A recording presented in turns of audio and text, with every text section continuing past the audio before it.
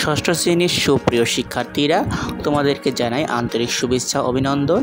এ পর্যায়ে আমরা দেখব তোমাদের 2024 সালের ষান্মাসিক সামষ্টিক মূল্যায়নের বাংলা বিষয়ের প্রশ্ন এবং উত্তর। এখানে 100% উত্তর দেওয়ার চেষ্টা করা হয়েছে। তোমরা এখান থেকে উত্তরটা ভালোভাবে দেখে নিবে। তো চলুন আর দেরি না করে শুরু করা যাক।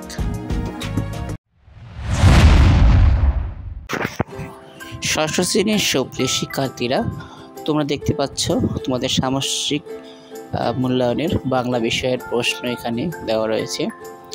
এখানে নির্দেশনামূলকভাবে কিছু উদ্দীপক দেওয়া হয়েছে এবং সে উদ্দীপক পরে বোঝার পরে ভালোভাবে বুঝে তারপরে তোমাদেরকে উত্তর দিতে হবে।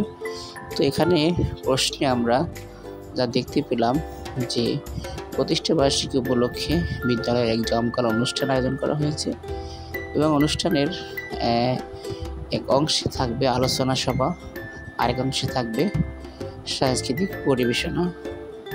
তো আলোচনা অংশে বিদ্যালয়ের প্রতিষ্ঠিত সাফল্য ও বিদ্যালয়ের ভবিষ্যৎ পরিকল্পনা নিয়ে আলোচনা করা হবে।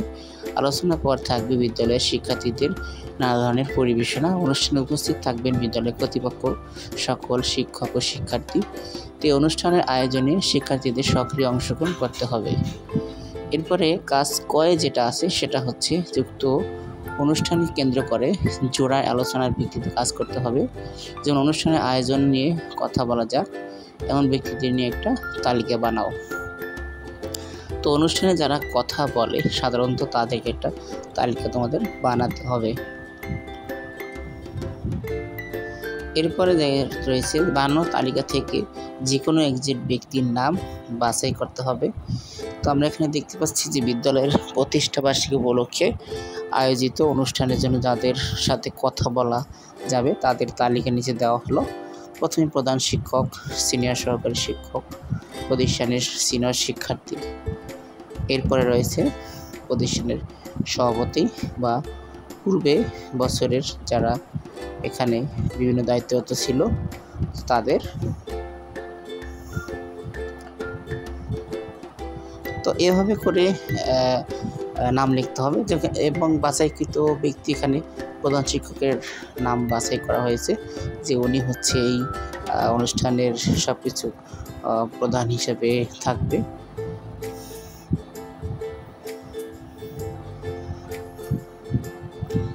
তো তালিকা তৈরি করা হলে এরপরে যেটা করতে হবে সেটা হচ্ছে তালিকা থেকে একজনের নাম যাচাই করা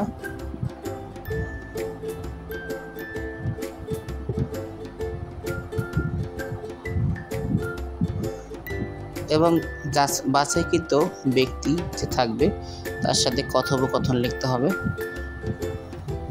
কথোপকথনের নমুনা তৈরি করতে বলছে 2 নম্বর। এখানে যেমন বলা হচ্ছে যে কথোপকথন হবে তোমাদের বিদ্যালয়ে প্রতিষ্ঠিত বার্ষিকীর অনুষ্ঠানকে নিয়ে অথবা বিভিন্ন সর্বনাম ক্রিয়া অনুযায়ী মর্যাদা রাখতে হবে এবং কথোপকথনে বিকৃত বাক্য, নির্দেশক বাক্য, প্রশ্ন বাক্য, বাচক বা অনুবাচক বাক্য বা আবেগবাচক বাক্য তোমাদের ব্যবহার করতে হবে।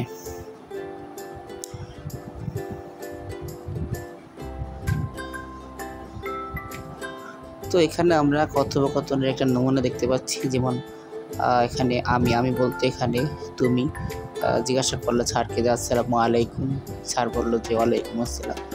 এভাবে করে কথা চলতে থাকবে। তো কথোপকথন মোটামুটি 2 বা পৃষ্ঠা বা 3 পৃষ্ঠা লিখলে মোটামুটি যাতে একটা আলোচনা সবার শুরু থেকে শেষ পর্যন্ত সব বিষয় আসে, এভাবে করে কথোপকথনটি লিখতে হবে।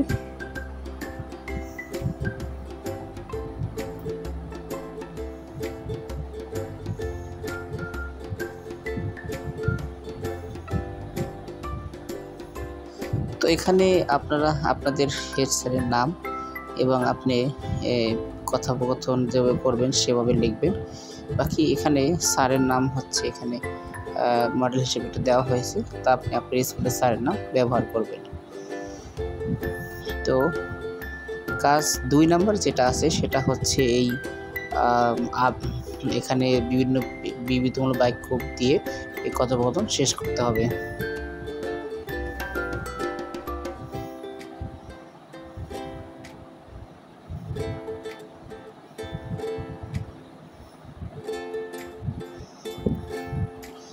এরপরে যে কাজটি রয়েছে আমরা সেই কাজের উত্তরটা দেখব। যেমন এখানে কথাবার্তা লিখতে গিয়ে বাছাই করা ব্যক্তির সাথে কী ধরনের কথা হয়েছে সেগুলো তো লিখতে হবে। এবার তুমি পরিবেশন অনুষ্ঠানে কীভাবে অংশগ্রহণ করতে চাও তা নিয়ে ছোট্ট একটা অনুচ্ছেদ লিখতে হবে। হতে পারে তুমি অনুষ্ঠান, গান, কবিতা, আবৃত্তি, নাচ পরিবেশন করতে কিংবা অনুষ্ঠান উপস্থাপন করতে চাও। তো অনুচ্ছেদটি 100 শব্দের মধ্যে লেখা যেতে পারে। খেয়াল রাখতে হবে তোমার লেখা অনুচ্ছেদ যেন অন্তত 5 শ্রেণীর শব্দের ব্যবহার থাকে এবং এই অনুচ্ছেদ যেন অন্তত 5 ধরনের জ্যোতিচিহ্ন ব্যবহার থাকে। অর্থাৎ এখানে শুধু লিখলেই হবে না, লেখার ক্ষেত্রে চিহ্নের ব্যবহার করতে হবে এবং 5 শ্রেণীর শব্দ ব্যবহার করতে হবে। তো চলুন দেখা যাক এই পরের যে উত্তরটা। এখানে একটা অনুচ্ছেদ দেওয়া হয়েছে। তো অনুচ্ছেদটি চাইলে তোমরা এখান থেকে লিখে নিতে পারো।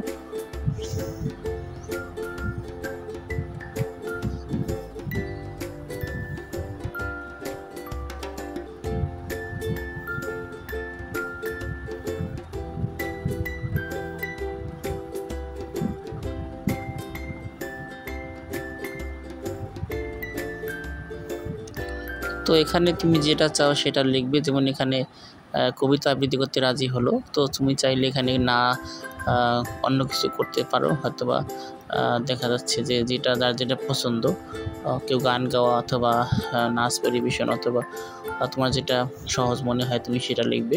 এরপরে আমরা দেখতে পাচ্ছি একটা ছক পূরণ করতে হবে। তো ছকে দেখা যাচ্ছে তুমি যে অনুচ্ছেদটি লিখেছিলে সেখান থেকে বিভিন্ন ধরনের শব্দ নিতে হবে। যেমন বিশিষ্ট শব্দ, বিশেষণ, এরপরে হচ্ছে সর্বনাম, অব্যয়, ক্রিয়া। এই 5 ধরনের শব্দ আলাদাভাবে লিখে দেখাতে হবে আসলে কোনটা কোন ধরনের শব্দ।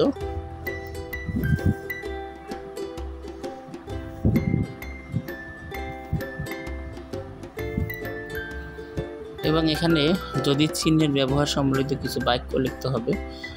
যেমন এখানে ছক 4-এ যেটা বলা হয়েছে যে তোমার ব্যবহৃত 5টি যদি চিহ্ন ব্যবহারের কারণ দেখাও।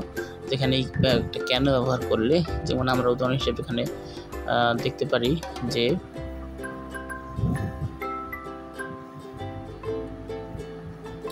বিদ্যালয় প্রতিষ্ঠা বার্ষিক অনুষ্ঠানে আমি একটা নাচ পরিবেশন করতে চাই। এখানে বাক্য শেষ, তার জন্য দাড়ি ব্যবহার করা হয়েছে।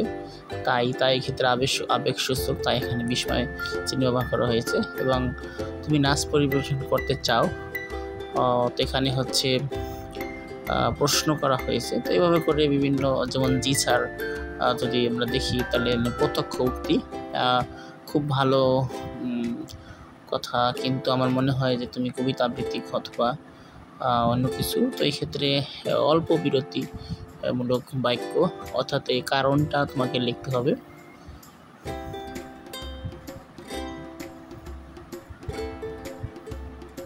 তো এই বাক্যগুলো এই যে অনুচ্ছেদটা লেখা হয়েছিল সেখান থেকে নিয়ে আসতে হবে।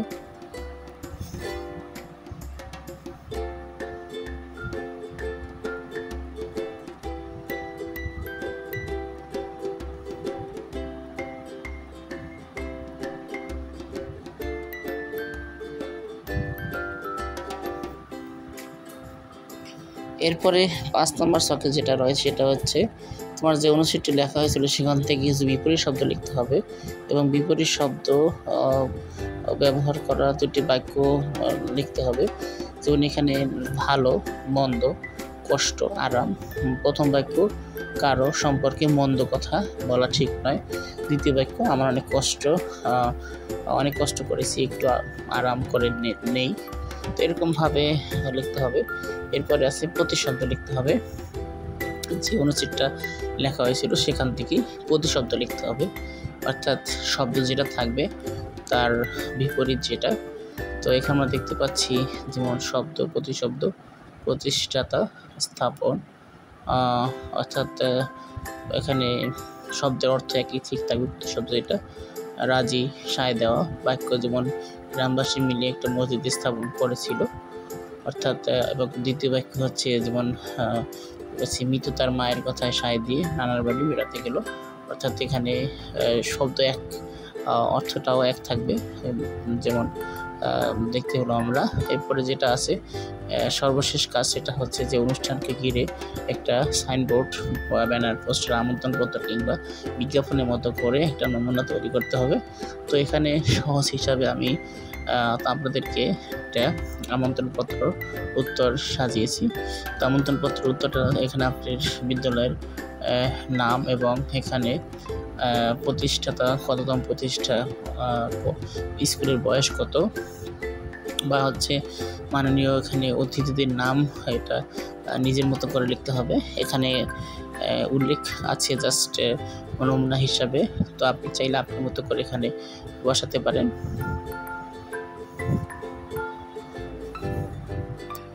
তো এভাবে করে এই ভিডিওটির মাধ্যমে আপনারা উত্তরগুলো ভালো করে বুঝে বুঝে লিখবেন। কোনো সমস্যা হলে আমাকে কমেন্টে জানাবেন।